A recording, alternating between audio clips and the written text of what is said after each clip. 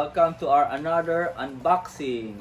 SHF na Kaiju number 8. Yan, si Kafka Hibino. 2 weeks ago pa to nasa akin. Ngayon pa lang namin ma-unbox.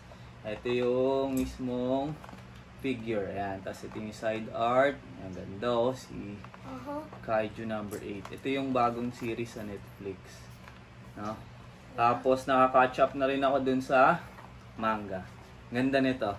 Yes po. Kaya nung nakita ko namin, auto-buy agad. Diba? Open na natin. Unbox na natin. Let's go. Ito na, i-open na natin with our handy dandy cutter. Yep. Slice it. In the piece. Open it.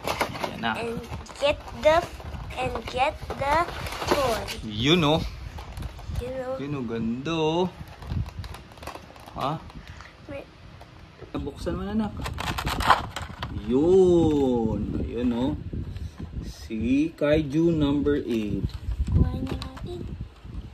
Oh, ganda oh.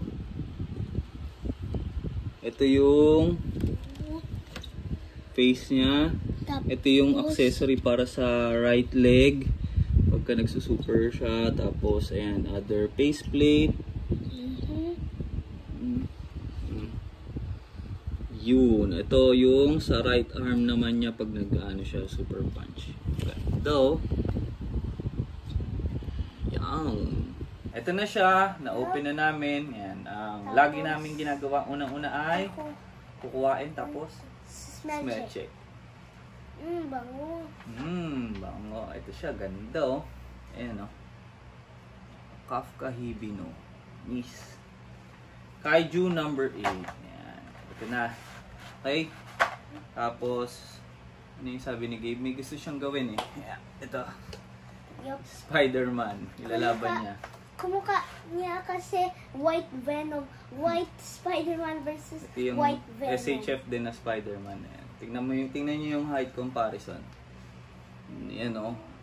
Matangkad malaki to si Kaiju number 8. Ayan na.